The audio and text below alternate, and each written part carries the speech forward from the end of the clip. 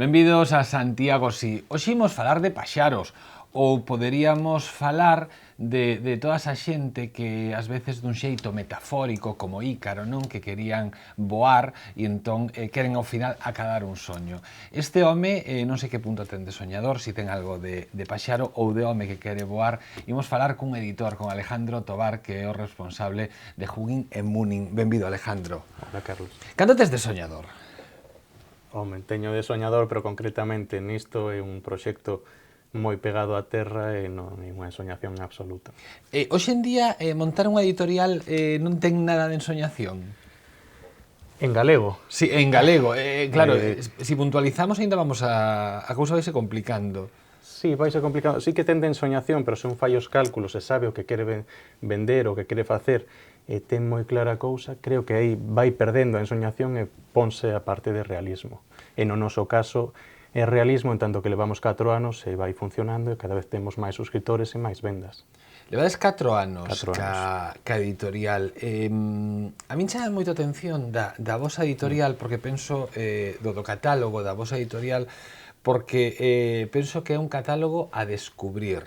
É un catálogo onde os que non somos grandes expertos en literatura, sino que simplemente somos lectores, descoñecemos autores, descoñecemos obras e a vosa editorial é esa porta cara a algo máis. É justamente iso.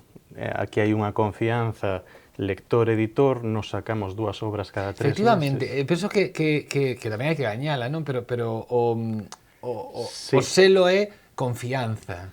Tanto é así que é un elemento sorpresa. O suscritor non sabe o que lle vai chegar a casa. Nos, como dicía, trimestralmente mandamos 2 obras e el confía que o noso criterio sexa suficientemente bo como para escoller unha boa obra de referencia dun sistema literario alleo, dunha época, dentro da propia bibliografía do autor ou o que for. Pero sí, está claro que nos temos que non baixar nunca o nivel, ou polo menos non demasiado, para que sexa o elemento sorpresa suficientemente bo para manter o suscritor, claro. Xa que ti estás a falar de suscriptores, pois xa podemos ir a ese tema, xa explícalo, non? Os tempos son os que son, pero, bueno, 116 euros anuais, non que... Son asumibles. Son asumibles. Por este tipo de libros, claro, os libros. Non sei, nunca fixen a conta. Canto sae o mes? 116 a 29, bueno, fagoche trimestral, sí. Como facemos os cobros trimestrais son 29 euros. Cada 3 meses 29 euros. Non chega a 10 mensual. Non chega a 10 euros mensuais. E se un é menor de 30 anos, 100 euros. Claro, eso xa é outra historia que tamén falaremos. Pero, bueno, calquera persoa, sen ningún tipo de condición, si cada mes saca do seu peto 10 euros, vai xuntando ano son 116 euros, ten dereito a 8 libros o ano. 8 novidades, 8 novidades, claro. Máis descontos e outras historias. Exactamente, que lle chegan a casa con gastos pagos. E non son calquera libro, te dicías hai un momentiño de que tipo de libros son? Pois aí está Jean-Paul Sartre, ou aí está o realismo sucio de Charles Bukowski, ou a ciencia ficción dura, é dicir, a máis científica, de Arthur C. Clarke, ou a de Isaac Asimov. Por suposto tamén mulleres, como a Fraben, como Mary Wollstonecraft, son xente moi recoñecida, xa for do século XVII, como no caso de Johannes Kepler, un científico alemán, ou xa sexa unha cousa máis actual, pois Arcaiz Cano, un premio Euskadi 2 ou 3 veces do País Vasco.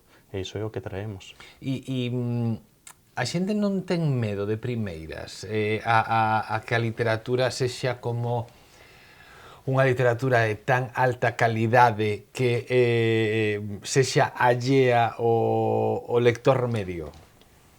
Se o teñen non lo din.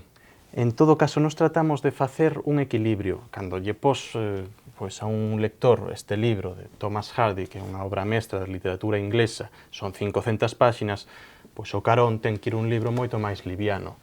Neste caso, liviano entre comiñas, porque metimos a Jean-Paul Sartre, pero Sartre é moi liviano, non é para nada complicado, temos esa idea do filósofo. É que moitas veces son esas ideas, en absoluto. Claro. Supoño que tamén isto é como facer deporte, un entrenamento, non? Sí, ensaio-erro. Claro, que é. Pouco a pouco. Falábamos, aquí este é un dos exemplos, Falábamos eso, 116 euros para todo o mundo, despois se eres menor de 30 anos... tes o desconto, son somente 100, se es un centro de ensino, unha biblioteca tamén tes un desconto. E despois tamén, se eres socio e hai outro tipo de publicacións de outras coleccións da mesma, da editorial de Hugging e Munin, tes tamén un desconto á hora de mercar eses libros. Exacto, no canto do prezo de venda ao público habitual das librerías ou da página web, tes sempre estes libros que son da outra colección, os das cubertas negras, a un prezo único de 6 euros, sexa un libro de 200 páxinas ou sexa de 85. Vos para os suscriptores sacades 8 libros ao ano, pero a editorial o selo cantos libros publica? Pois o ano pasado fixemos unha plusmarca, que son 14 libros de literatura xeralista, e de feito nos fomos en 2014, somos unha editorial pequena, independente, e é certo porque non temos dependencia da administración, pero mesmo así fomos a primeira editorial en produción de literatura estranxeira cara ao galego. 14 libros é unha barbaridade. Porque a xente pode pensar, 14 libros nun ano é máis dun libro por mes. Co traballo que leva unha traducción, maquetación, levalo a imprenta, claro, Pero vivimos disto. Entón, temos que traballar as nosas 8 horas diarias por riba nunha cousa que nos gusta. A máis de ser nós dúas persoas quen fai isto... Sodes dúas persoas. Somos dúas persoas quen estamos fixos, e despois facemos contratación externa, é dicir, máis do 60% dos libros están contratados, pois, contrato por obra, que se di. Colles unha traductora, un tradutor, encargas ese traballo, e que volva, por suposto, todas son traducións directas, sexa do alemán, do ruso, como vai vir agora, do sueco ou do catalán, ven sempre de traducción directa. Co cal tedes que buscar, e que parece unha obviedade, a unha persoa que poida facer unha traducción correcta do ruso, do sueco ou galego. Efectivamente. Tamén buscámola e ata o momento pois foi bastante... Non é tan doado, por exemplo, agora no caso do ruso levábamos 2 anos atrás dunha persoa que fose capaz, porque ten que ter unha competencia moi importante, non somente na lingua de orixe no ruso, senón tamén no galego. E que eu tiña ganas de facerlle algún día unha entrevista a un traductor ou unha traductora, porque unha traducción non é coller e facer a equivalencia dunha palabra a outra noutro idioma. Para nada, é menos a literaria. Menos a literaria, efectivamente. De feito, hai a traducción e a interpretación, e hai unha cousa é traducir literal, outra cousa é adaptar, hai que adaptar. Claro. Claro, non é doado. Outra cousa que che ia comentar é que as traducións, a máis de ser pois, Irina Stepanova, a rusa, Irina pois, non ten a competencia que podemos ter ti ou eu. Despois iso leva unha corrección, e as nosas correccións son moi intensivas. Polo menos hai 2, e ao final, claro, queda un produto bo. Vos falabades, ou falabas ti, que ves hoxe en representación de Hugging e Munin, de que erades ou que sodes unha editorial independente, que non tedes respaldo institucional. Eu como sei que eres un tipo, despois meterémonos nalgún terreo un poquinho máis escabroso, un tipo que di a verdade, que eso non quere dicir que sexas un provocador, pero sí que dis a verdade. A independencia é absoluta, quero dicir, porque moitas veces a independencia está en que non recibes subvención, pero sabes que parte do que ti produces acaba mercado pola administración. Acaban as compras para a biblioteca. Claro, e entón é outro xeito de estar respaldado. De chuchar. Efectivamente. E vouche adiantando que che quería falar da Feira do Libro, moi ben. Bueno, hai varias cousas de que podías falar, a Feira do Libro. Ben. Sí. A nosa independencia é absoluta. É absoluta, nós temos 35 libros, máis do 90% deles non teñen ningún tipo de axuda. Houbo 2 axudas a este libro que non podíamos sufragar por la cantidad de páxinas, nos non podíamos pagar un traductor que faga 500 páxinas. Isto é curioso, perdón que pare, que son como as cousas do día a día, non? As cousas máis comuns, que claro, o número de el tamaño influye, el tamaño importa. Non vai influir, influe moitísimo. Se un paga por páxina, por caracteres, non pode asumir 504 páxinas nin 480. Claro, porque non lle pagas o mesmo a un traductor que traduce isto a un traductor que traduce isto. Claro, non se paga o mesmo, non. En todo caso, que se facemos contas, perdón, vou facer algo como moi básico, serían como 3 ou 4, ou seja, este libro en traducción costa case tanto como traducir 3 ou 4. Sí, como traducir 4. Claro. En efecto. En todo caso, das axudas que pedimos que foron para 3 libros dos 35, son as axudas á traducción, nós non entramos na de edición, que son outras. Nestas axudas non van para nós, nós facemos de intermediarios, o que eles nos pagan, a Xunta que neste caso deu o máximo que son 6.000 euros para este libro, vai para o tradutor, iso vai para remunerar o tradutor. Nos facemos de intermediario que non está moi ben feito, porque dá pé a que nos quedemos con parte e despois non está ben feito, pero bueno, é como eles o estabeleceron. Agora cambiaron, despois dunha denuncia que fixemos conxuntamente coa ATG, Asociación de Tradutores Galegos, hai unha modificación. Agora, por exemplo, xa o tribunal non son solamente 3 persoas designadas a dedo pola administración, sino que son case 10 de diferentes ámbitos, moito mellor. Pero as axudas a nos quítannos un gasto, non nos dan un diñeiro. Claro. E dicíase, con respecto á compra de bibliotecas, isto xa non é o que era hai 10 anos, eu hai 10 anos non estaba, pero sei que aquilo era un descalabro. Non segue a estar demasiado ben porque o criterio non está claro, pero un presenta o que sacou, se quere presentalo, e podenlle comprar ou non. E iso é unha lotaría. Se un ten que depender diso, malimos, a non ser que un teña amigos no lugar, non é o noso caso. Entón, nos poderíamos traballar perfectamente se no canto de facer 32 das 35 publicacións, nos facer as 35? Sí, podíamos. Entón, a nosa independencia é absoluta. Que a nos mañá non nos fagan ningunha compra de ningún tipo? Non. Home, agradécese que compren para as bibliotecas, pero non nos vai modificar o noso ano editorial. Precisamente por iso é tan importante os suscriptores. A nos ter esa base de suscriptores facilítanos máis ou menos uns 11.000 euros ao ano. 11.000 euros ao ano permite perfectamente, se un ten un mínimo de cabeza, facer un plan económico editorial, polo menos para ese ano, e se cadra incluso para un pouco máis, e non ten perdas. Con 11.000 euros? Sí, se faz o cálculo, a 116 euros por traductor, preto dun cento de tradutor. Non, pero quero dicir, é independencia absoluta. Sí, polo menos para cubrir os gastos, e a partir de aí, cando se vai vendendo na página web, cando se vende nas feiras, cando se vende nas librerías e cando entran novas suscripcións, pois un vai vendendo, vai pagando tradutores e demais. Como se sobrevive nestes tempos en que todo o mundo busca o amigo, o amparo, a complicidade de grupos, poderes... Como sobrevive a independencia? Primeiro, como se berra eu estou aquí, teño isto?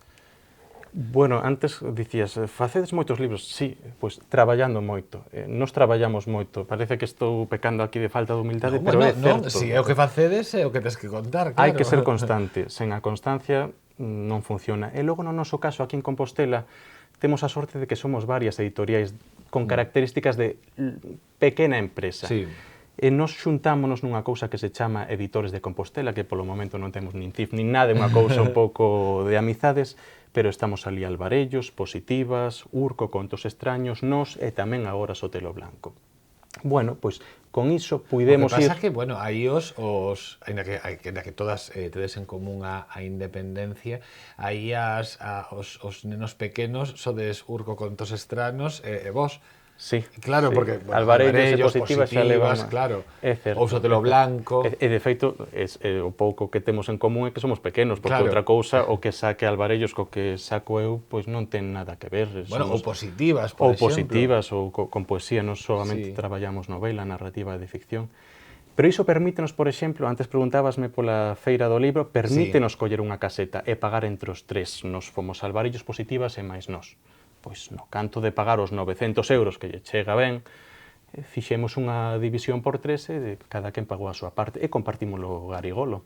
Por que sodes tan críticos ca Feira do Libro? Bueno, porque aquí quen non sexa crítico coa Feira do Libro non entendeu nada. Nada de nada. A Feira do Libro leva... como cambia o teu ton e carácter. Sí. Home, que é un disparate, por riba é con cartos públicos, porque non sei se ti sabes que nos últimos 2 anos, pois iso podese ver no Doga, levaron 62.000 euros a primeira e 64.000 euros despois en concepto de organización de feiras do libro. Estou falando da Federación de Libreiros, que, por certo, non representa a todos os libreiros, ni moitísimo menos, pasa un pouco como coa AGE, está de capa caída e representará uns poucos, pero ni moito menos a maioría. E con eses cartos, case 140.000, si, case 120, máis de 120.000 euros, non sabemos onde está iso, pero non soamente non sabemos, non que por riba nos piden uns prezos desorbitados para ir á feira. Isto en que se traduce, que podemos ver todos? Pois tradúcese que no ano 89 había 42 casetas en Compostela.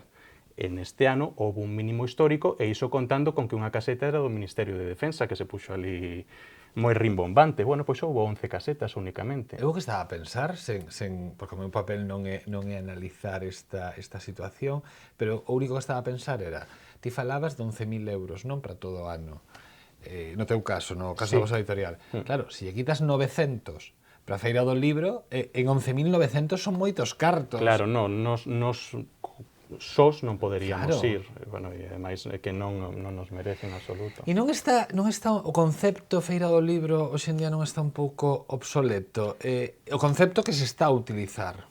De todo. Tan obsoleto está que agora están a se xuntar porque as librerías locais a súa vez tampouco non están. Os editores nos fomos os únicos como esta Asociación de Editores de Compostela. Xa non hai nin Galaxia, nin Xerais, nin Vai, nin Hércules, nin nada. Entón está obsoleto totalmente. Que o que sucede? Que eu son editor, eu non son libreiro, co cal non é o meu campo de batalla. Tamén digo, pero non é o meu campo principal.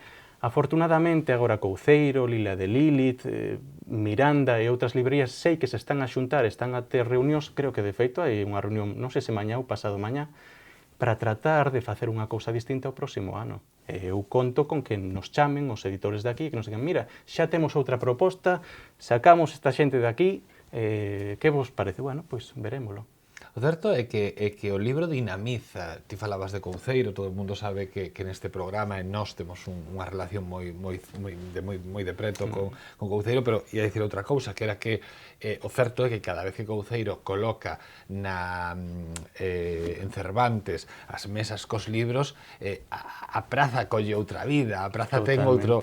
Claro, dinamiza a cidade, a literatura, a xente interésalle, a xente pica, non? Colle. Home, claro, que un libro, ademais de ser un obxecto fermosísimo, porque, bueno, ou polo menos para min, creo que para ti tamén, é unha ferramenta de cultura. Non o contei, pero vou non contar agora, aproveito que estás ti aquí. Eu cando saiu o libro electrónico, non, fun dos primeiros, metín moito no libro electrónico, teño un libro electrónico, leía moito o libro electrónico, e un día dime conta que faltábame algo, non? E ese algo era algo tan emocionante cando estás a ler, por exemplo, un libro destas características, comezas, vas pasando páxinas, e no libro electrónico aquí abaixo pon 20%, 30%, ou páxina 15 de 500. Pero, bueno, é como un entelequia, é algo que está no aire. Pero faltáballe esa maxa de dicir, xa vou por aquí, xa vou por aquí. Iso pasa a moita xente. E deixeino. Deixáchelo o libro electrónico. Deixeino, volvimos ao papel. Claro, bueno, ese é todo un debate. Eu supoño que hai un tipo de libro, sobre todo a ficción, que se vai manter en papel, que se mantén, hoxe está a se manter, de feito o libro electrónico non sube, aquí estamos a menos do 1% de vendas de libro electrónico en galego. Mínimo. Hai outro tipo de cousa que sí que é útil, se un ten que ler papéis de matemáticas ou informes trimestrais, iso sí que é moi útil ter ali o teu libriño. Ou se viaxas, o mellor se vas de viaxas. Días de viaxe, efectivamente, pero este tipo de libro... Sí, ou unha maleta en vez de levar máis peso, tes unha versión electrónica e les... Como chega un a facerse editor deste tipo de libros? Que querías ser de maior? Como acabas aquí? Bueno, eu son de filoloxía inglesa. Entón, eu xa traballaba como traductor e sigo a traballar como traductor, a máis de para a miña editorial que fago, non todo, pero boa parte do que do inglés fago eu. Traballo para outras editoriais. Bueno, vía que eu quería volver a Galicia, porque a todo isto eu vivín fora un tempo, vivín en Francia, estudara en Madrid e vivín despois en Dinamarca. Xa levaba 4 anos en Dinamarca e a maneira de volver... pois non é tan sinxelo, senón volvería moito máis galego para aquí. E dixen, bueno, pois teño que montar unha cousa. E comecei como autónomo, eu cotizo como autónomo, e ali me puxen, e pouco a pouco foi... Pero, bueno, levaba moi pensado. E claro, dixen, saco o que me gusta a min. E de vivir neses países, de vivir en Francia, de vivir en Dinamarca, trouxeches contigo algún modelo, biches o que se facía lá, ou isto un pouco... ver o que o teu corpo e a túa mente pedían, non? De como enfocar ou como poñer en marcha un novo selo editorial. Os meus gustos literarios creo que non variaron moito despois das estadías aló. Non, Variaron outras cousas. Pero mellor xeitos de negocio é o que máis me refiro. Sí, hai un momento dixéchesme fora de cámara que che gustaban moito as cubertas, Moitísimo. Non? Bueno, pois as cubertas, como podes ver, son minimalistas. De onde ven o minimalismo? Dos países nórdicos. Claro. Pois se cadra aí unha influencia, iso sí. Claro, claro. Filólogo, gran coñecedor, supoño, de moitos destes textos, pero como equilibras, e volvo un pouquiño o que estábamos a falar antes, como equilibras o que, porque a min ou a ti podenos gustar moito un tipo de literatura, non? Ou un tipo de creación, pero si isto queremos que compartilo co público e que o público merque, ás veces podemos pensar, isto non sei se será para todo o público. Como equilibras o teu gusto e o que lle podes ofrecer ao público? Sí. Non todo o que eu publico me gusta, nin moito menos. Lóxicamente, non? Claro, claro. Eu o que trato é que sexa boa literatura, todo o que traemos. E non todo é tan complicado. Bueno, complicado, pois se cadra o de Kepler é complicado, é dunha persoa que ten unha mente máis matemática, máis numérica. Pero, pois, Isaac Asimov. Este é do último, non? Sí, do penúltimo. Do penúltimo. Este de hai máis ou menos 6 meses. Isaac Asimov é perfectamente un libro lixeiro que se lee, pois, así, rapidamente, sen problema ningún. Mais ou menos a metade son libros máis densos, máis intensos, unha lectura máis demorada e a outra metade non. Bueno, este ten unha pintaza, pero xa está ben de falar de... Un matrimonio provinciano. Mira, sí. ese libro, que ademais foi finalista dos premios da Elga agora a mellor traducción, conxuntamente co de Thomas Hardy. Ben, ese libro é un libro que lle gustaba moito a Italo Calvino. É un libro dunha muller italiana de comezos do século XX que conta toda a súa peripecia, de como é o casamento da época, as convencións sociais e demais. É un libro divertidísimo e un libro que pode ler, bueno, dende o máis erudito a persoa que case non lee libros. É un libro moi fácil. Temos problemas a hora de ler en galego, os galegos. Temos prexuizos. Problemas non deberíamos ter, pero temos prexuizos todos e máis. Eu sempre digo que nin que Harry Potter fora escrito en castelán. Claro. Claro. Mira, dos libros que se traducen, dos libros que se compran traducidos, sexa o castelán ou o galego, en Galicia, véndense 14 en castelán por cada un en galego. Iso é un disparate. 14 en castelán por cada un en galego. En Galicia falo, sí. Canto traballo queda por facer. Sí, home. Facemos un pequeno parón nesta conversa e seguimos a falar con Alejandro Tovar da súa editorial de Hungin e Munin, unha pequena editorial de Compostela, pero que ten moito que dicir a todo o mundo. Pierdes la ortografía bastante, ya, en primer lugar, porque por el chat y por el Facebook escribes de cualquier manera. A propósito que me duele la mano de tanto chatearse, non quero luxo. No sé, si tienes cierta preparación, puedes controlar las faltas tanto si escribes a mano como si escribes en ordenador. Es decir, ahí no se notaría eso. Pero, no sé, pierdes otras cosas quizá. Expresar más los sentimientos a través de la tinta nada más. Muchísimo se pierde, muchísimo. Yo creo que tenemos que volver, sí, a escribir y... Bueno, es que hay que ir modernizándose un poco a poco, la escritura, la lectura, las librerías, y con los ordenadores, después de los ordenadores vendrá otra cosa. Yo tengo unos cuantos años, soy docente y no creo, la sociedad siempre va para adelante, hay distintas formas.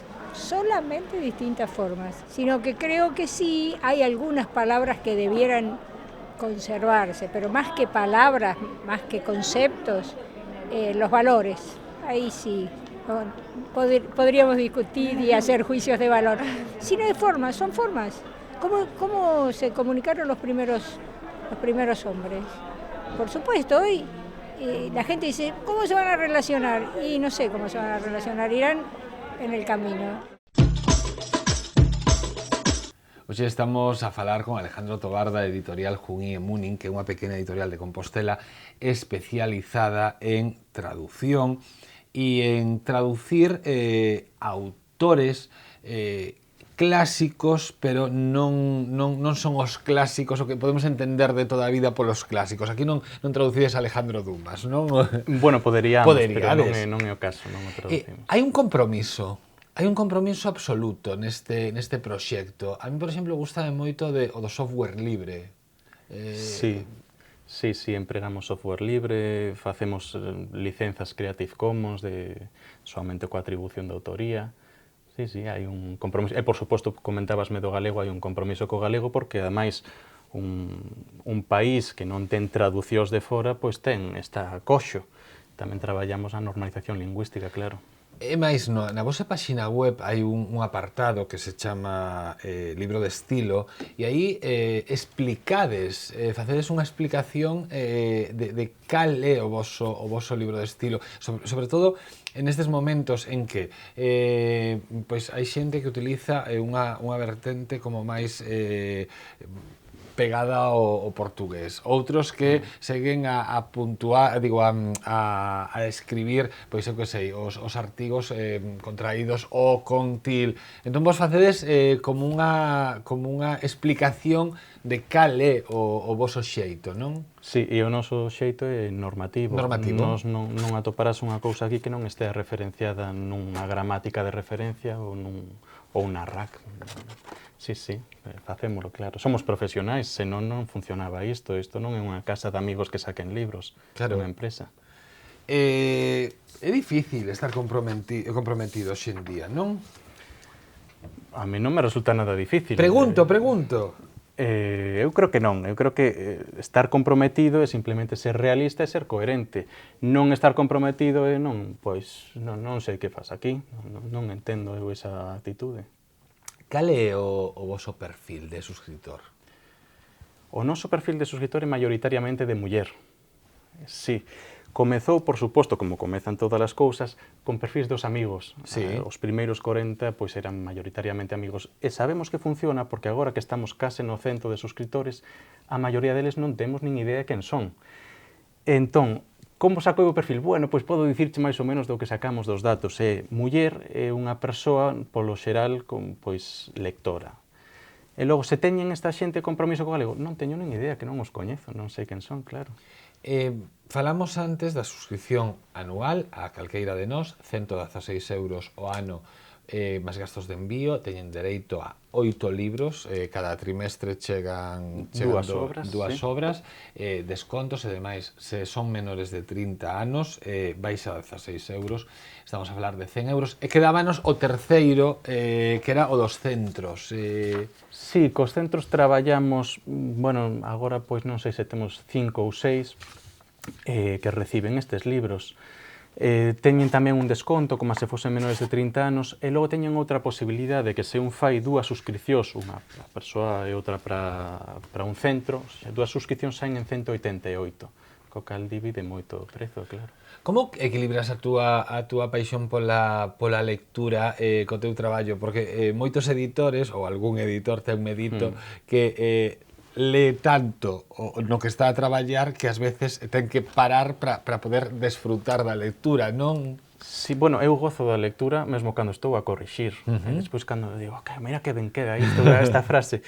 Pero sí, come tempo da lectura despois ociosa persoal. Claro, cando un leva todo o día a traballar sobre un texto que ten que entregar, chegan ás 11:30 da noite, vai para a cama, ten o libro ali, bueno, ás veces está derreado, non dá, e outras veces sí que dá, claro.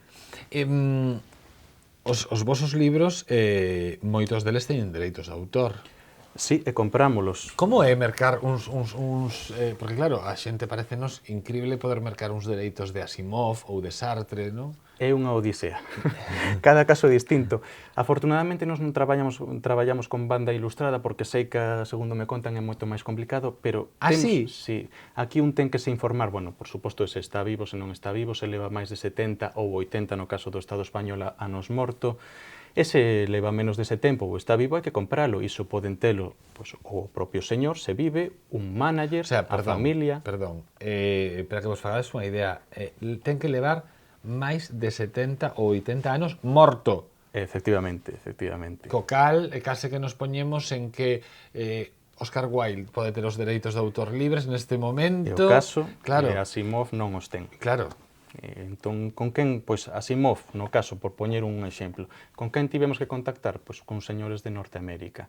Houve que lles explicar que o que queríamos facer, como o galego, que tipo de libro sacamos, que catálogo temos, e dicirlles que queríamos facer unha tiraxe de tanto, e eles ofrecenche un prezo. Ás veces podelo ofrecer ti, pero case sempre eles tiran caro o seu.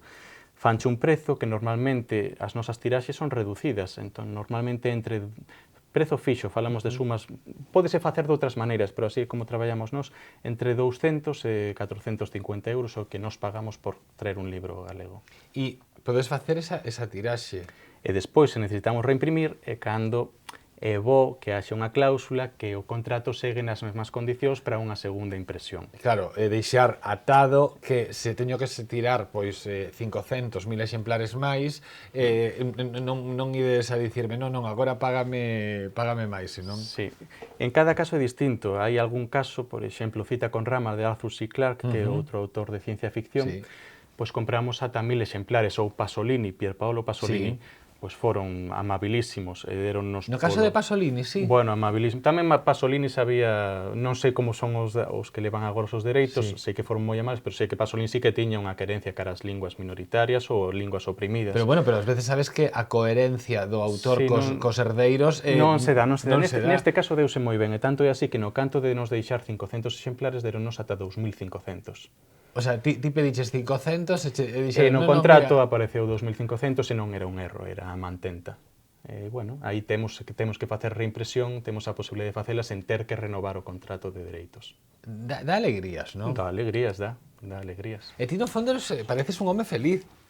Home, eu son feliz, eu considero-me un privilexiado, traballo no que me gusta, estou con libros, teño unha certa coherencia, teño compromiso, como ti dicías, home, para non ser feliz, non, eu son feliz. Moitísimas grazas, Alejandro. Grazas a ti, Carlos. Moitísimas grazas. Nós sí que somos felices, e somos felices por ter editoriais, selos, xente que saca libros tan maravillosos, e que xa non me caben na man. 4 anos e máis de... Cantos serán? 30? 35 en total. 35 libros. Botelle unha ollada, teñen unha páxina web maravillosa, están en Compostela, paga moito a pena descubrilos. Hugging e Munin merecen, xa dentro un punto de vista decorativo, miren que bonitos quedan así na súa casa, e despois o que hai dentro é moito mellor. Hugging e Munin, pequena editorial de Compostela. Marchamos, estamos en Santiago, sí, en Correo Televisión, sexan moi felices.